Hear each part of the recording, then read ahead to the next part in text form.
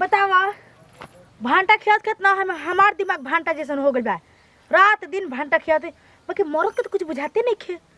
तो ने निकल जाता हाथ ना भांटा जैसन तो निकल घंटों से बेसी निकल गइल बा।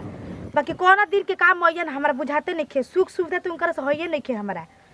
यही चलते उनकर भांटा खियावता नहीं आए कि भांटा खूब खियावता नहीं के चलते कि भांटा खा से भांटा लेखा हो जासे आए सब कही से ना कि भांटा ऐसा चीज़ है ना ओकर से तो हर चीज़ पूरा हो जाए, तोर प्यार भी इच्छा भी पूरा हो जाए। बाकी हमार मरो तो प्यार नहीं क्यों करो तो हमारे से हम सोचे थे कितना लॉ से प्यार से खियावते भांटा बना बना के। बाकी तब तो हमारे काम फेल हो जाता थे। अब का करे हमरा कुछ बुझात नहीं खे। प्यार जब जब कर चलत है ना तब तब ना लेके हत्ते को तो सुत जातन। देखी भांटा जीती अभी भांटा होल बता का करें चोरी का। अभी छोटी छोटी नानी नानी बातें का करी।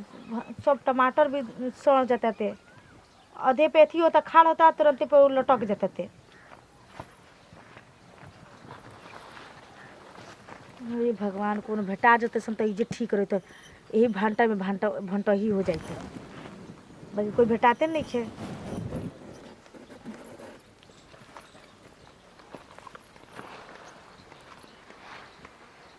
ये दादा भांटा में तो कीली लाग गई बड़ी है। कीड़ा उड़ा कहाँ पड़ गई वैसे टूटी काट दिलस।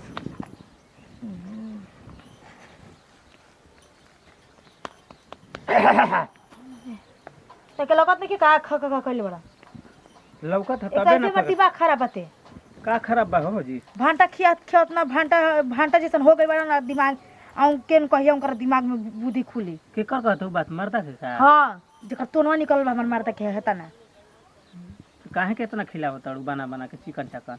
तू ना समझ में काहे खियात तोरो ना बुझाई। हां समझेबू तो काहे ना समझ जाई।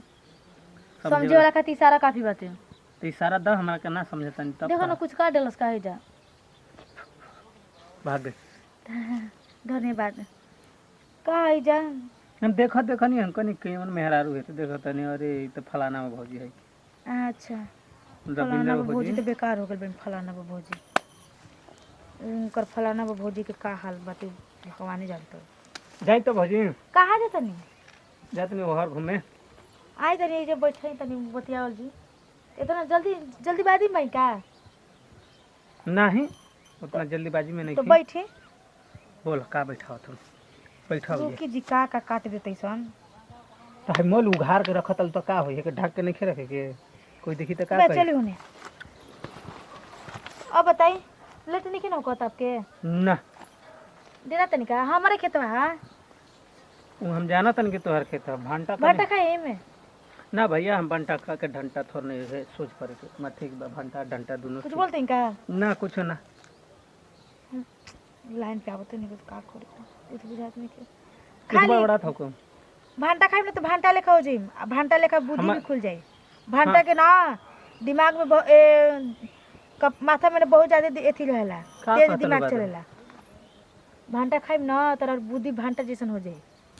ये बात बका सोची में का कर सकनी से द तन के एगो भंटा तो खा के देखेंगे सही में भंटा नहीं दिमाग हो जाला कि ना तो ऐजे खाए के ले जाए ई जा कैसे खाई हम रो चाहे तब खिया दे कंफ्यूज करतली मत ई अपना के कहतली कि भंटवा के कहतली हमर बुझाते नहीं के कब है कुछ ना हो जी बोला बोला पहले बताओ। भांटा खाए हमारे यहाँ खिया पिछिल के कहीं नहीं खा जानता कहाँ जाता हाँ बड़ी बहुत दूर तक ले जाता कहाँ तक मगर हम रोका तनिया खिया हाँ दूर दूर तक भांटा रोपलहूँ बाने तो दूर दूर तक तो जेबे करी जाइए यही से ना भैया और रह के बना वैसा नहीं भंटा निहन मतलब कहे के कहना बना वो तो हमरा से प्यारे ना करी ना किसी बोले ना ना बोली ना हो भंटवा पर जाता अखिया हमार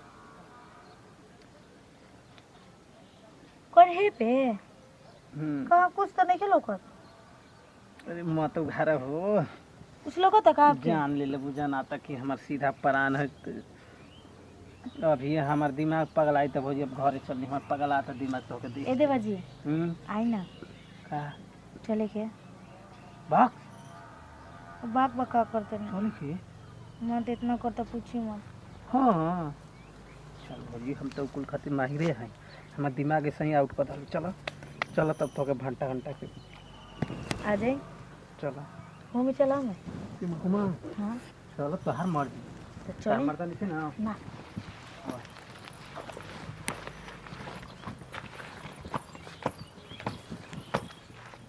बना ना